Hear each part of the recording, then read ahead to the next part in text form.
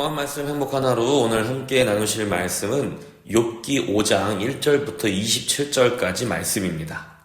너는 부르짖어보라. 내게 응답할 자가 있겠느냐? 거룩한 자 중에 내가 누구에게로 향하겠느냐? 분노가 미련한 자를 죽이고 시기가 어리석은 자를 멸하느니라. 내가 미련한 자가 뿌리 내리는 것을 보고 그의 집을 당장에 저주하였노라. 그의 자식들은 구원에서 멀고 성문에서 억눌리나 구하는 자가 없으며, 그가 추수한 것은 줄인 자가 먹되 덫에 걸린 것도 빼앗으며, 올무가 그의 재산을 향하여 입을 벌리느니라. 재난은 티끌에서 일어나는 것이 아니며 고생은 흙에서 나는 것이 아니니라. 사람은 고생을 위하여 났으니 불꽃이 위로 날아가는 것 같으니라. 나라면 하나님을 찾겠고 내 일을 하나님께 의탁하리라. 하나님은 헤아릴 수 없이 큰 일을 행하시며 기이한 일을 셀 수 없이 행하시나니, 비를 땅에 내리시고 물을 밭에 보내시며 낮은 자를 높이 드시고 애곡하는 자를 일으키사 구원에 이르게 하시느니라. 하나님은 교활한 자의 계계를 꺾으사 그들의 손이 성공하지 못하게 하시며, 지혜로운 자가 자기의 계략에 빠지게 하시며 간교한 자의 계략을 무너뜨리시므로, 그들은 낮에도 어두움을 만나고 대낮에도 더듬기를 밤과 같이 하느니라. 하나님은 가난한 자를 강한 자의 칼과 그 입에서 또한 그들의 손에서 구출하여 주시나니, 그러므로 가난한 자가 희망이 있고 악행이 스스로 입을 다무느니라. 볼지어다, 하나님께 징계받는 자에게는 복이 있나니, 그런즉 너는 전능자의 징계를 업신여기지 말지니라. 하나님은 아프게 하시다가 싸매시며 상하게 하시다가 그의 손으로 고치시나니, 6가지 환난에서 너를 구원하시며 7가지 환난이라도 그 재앙이 내게 미치지 않게 하시며, 기근 때의 죽음에서 전쟁 때의 칼의 위협에서 너를 구원하실 터인즉, 내가 혀의 채찍을 피하여 숨을 수가 있고 멸망에 올 때에도 두려워하지 아니할 것이라. 너는 멸망과 기근을 비웃으며 들짐승을 두려워하지 말라. 들에 있는 돌이 너와 언약을 맺겠고 들짐승이 너와 화목하게 살 것이니라. 내가 네 장막의 평안함을 알고 네 우리를 살펴도 잃은 것이 없을 것이며, 네 자손이 많아지며 네 후손이 땅의 풀과 같이 될 줄을 내가 알 것이라. 내가 장수하다가 무덤에 이르리니 마치 곡식단을 제때에 들어올림 같으니라. 볼지어다, 우리가 연구한 바가 이와 같으니 너는 들어보라. 그러면 네가 알리라.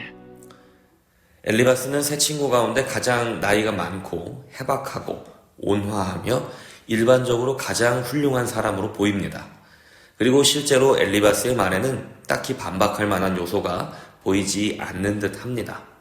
왜냐하면 엘리바스의 주장을 이루는 기초는 심는 대로 거둔다는 인과율의 논리인데, 이것이 우리에게 너무나 익숙하고 또한 실제로 하나님께서 이 땅을 다스리시는 질서의 모습 중 하나이기도 하기 때문입니다.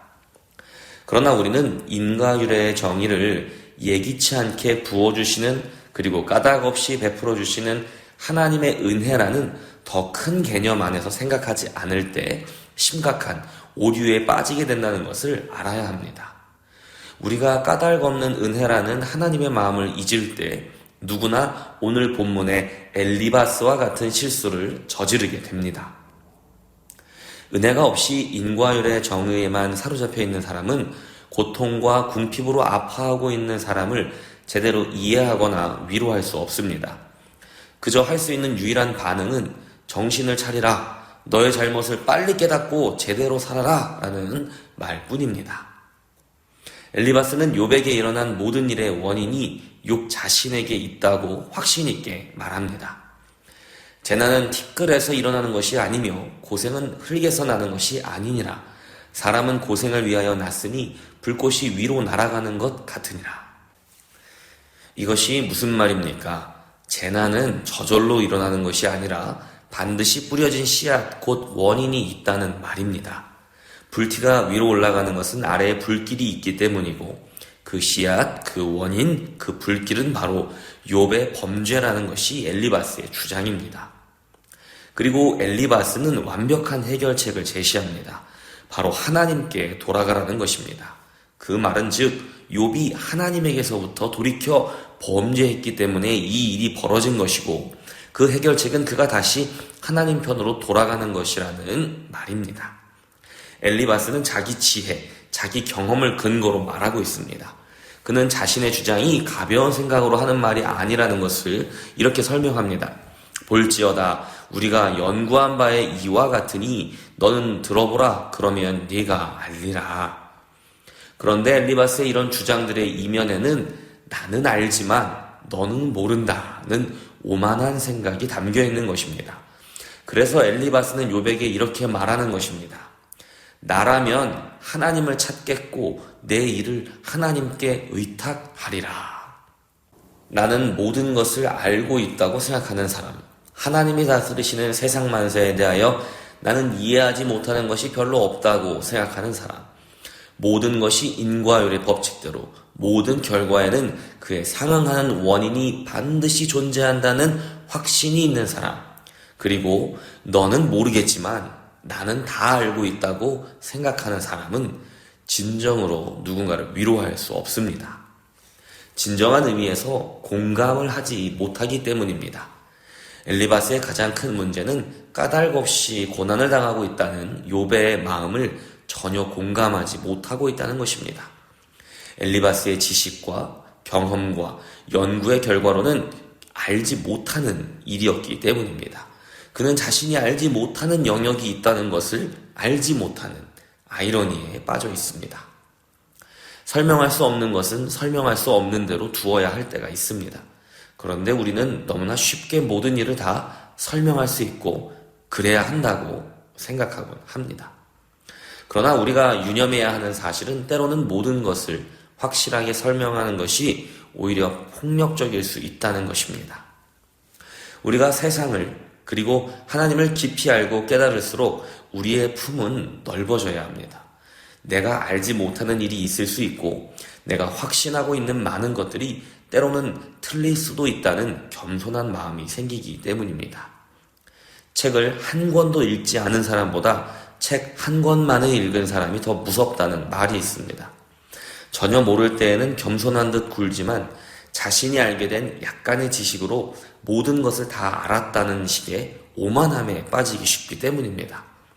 사실은 잘 모르기 때문에 확신을 굳히는 것이지요. 우리는 어떤 분야에서든 알면 알수록 확실하게 말할 수 있는 것이 많아지는 것이 아니라 적어진다는 것을 배우게 됩니다. 하물며 하나님에 대해서는 어떻겠습니까? 엘리바스는 자기 지혜, 자기 경험, 그리고 오랜 연구의 결과를 근거로 주장을 펼치고 있습니다. 그 주장의 기초는 바로 인과율의 원리인데요. 모든 일에는 다 이유가 있다는 것입니다. 그리고 그것은 일면 맞는 말입니다. 세상이 돌아가는 이치는 대개 그렇지요. 그러나 엘리바스는 복음은 인과응보의 원리를 초월한다는 것을 몰랐던 것입니다. 인과응보의 법칙을 우리가 넘어서지 못하면 값없이 주시는 십자가 복음에 닿을 수 없습니다. 이렇게 하면 이렇게 저렇게 해주신다는 엘리바스의 논리는 사실 사탄의 논리입니다. 욥기가 시작할 때 사탄이 욥에 대하여 의심하던 것을 기억하십니까? 사탄의 논리는 엘리바스의 논리와 정확하게 일치합니다. 욥이 하나님을 경외하는 것은 그가 그럴 만한 이유가 있기 때문이라는 것입니다. 하나님이 주신 복이 있으니 당연히 그가 하나님을 경외한다는 말인데요. 사탄이 여호와께 대답하여 이르되 욥이 어찌 까닭 없이 하나님을 경외하리이까? 엘리바스의 주장은 이와 정확히 일치합니다. 욥이 고통을 당하는 것은 그가 그럴 만한 이유가 있기 때문이라는 것입니다. 생각하여 보라, 죄 없이 망한 자가 누구인가? 정직한 자의 끊어짐이 어디 있는가? 내가 보건대 악을 밭 갈고 독을 뿌리는 자는 그대로 거두나니. 그러나 기억하십시오. 복음은 인과응보의 원리를 초월합니다. 우리는 인과응보의 함정에 빠져서는 안 됩니다. 엘리바스는 죄 없이 망한 자가 없고 까닭 없이 고통받는 사람은 없다고 주장하지만 우리 주 예수 그리스도께서는 죄 없이 망한 자가 되셨고 까닭 없이 고통받는 사람이셨습니다.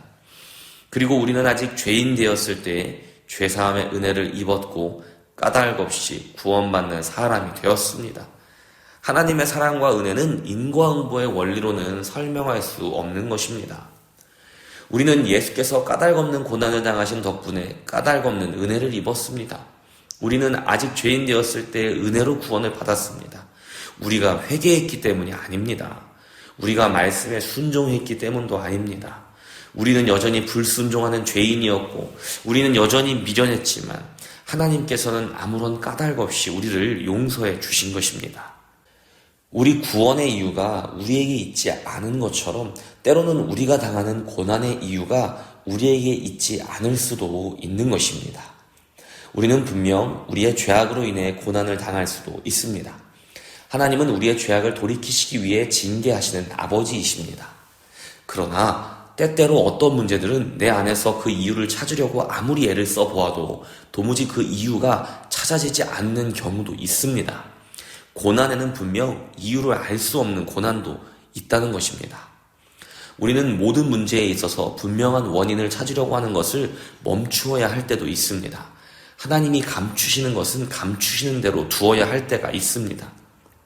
그렇게 이유 없는 고난에 빠졌을 때 내가 무엇을 잘못했지 하고 고민할 수도 있지만 우리는 그 이유를 찾을 수 없을 때에는 더욱더 이유 없이 까닭 없이 고난받으신 예수를 바라보아야 합니다. 누군가 고난을 당하게 되었을 때 우리는 너무 쉽게 그 사람에게서 그 이유를 또 그 원인을 그 사람의 문제를 찾아서 지적하려고 하지만 우리는 그런 때일수록 그런 생각을 멈추고 까닭 없이 고통당하신 예수의 십자가 앞에서 함께 공감하고 기도해 줄 수 있어야 합니다. 누구보다 우리의 억울함을 공감해 주실 예수님의 공감을 그때는 기대하면 되는 것입니다. 우리는 그 순간에 엘리바스가 되어서는 안 됩니다. 나라면 이렇게 했을 텐데, 이 친구야, 나라면 이렇게 했을 거야. 나는 그렇게 안 해. 나는 이렇게 하지. 나는 답을 알고 있는데 너는 모르는구나. 정신 똑바로 차려, 친구야. 정신을 차리고 하나님께 돌아와. 하나님이 왜 그러시는지 네가 모르면 안 되지. 그런 때일수록 기도해야지. 더 기도하고 오히려 더 헌신해야지. 이렇게 정답을 아는 것처럼 문제의 원인이 그 사람에게 있는 것처럼 우리는 엘리바스가 되어서는 안 됩니다. 까닭 없는 고난을 당해 괴로운 성도님이 계십니까? 우리를 위해 까닭 없이 고통당하시고 십자가에 달려 돌아가신 예수님을 바라보십시오. 그리고 그분의 위로를 구하십시오. 그분은 우리의 연약함을 모르지 않습니다. 그분은 우리의 원통함을 모르지 않습니다. 혹은 까닭 없는 고난을 당해 괴로워하는 사람을 곁에서 바라보고 계십니까? 가서 예수님을 함께 바라보자고 손을 내미십시오. 우리를 공감하시기 위해 까닭 없이 고통당하신 예수님처럼 우리도 그들의 고통의 밑바닥까지 함께 내려가 그들과 함께 울어주고 함께 공감해주고 같이 억울해해주며 예수님의 위로를 같이 구해주십시오.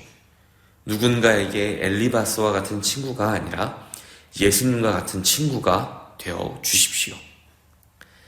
까닭 없는 고난을 당할 때에도 예수의 십자가를 바라봅시다.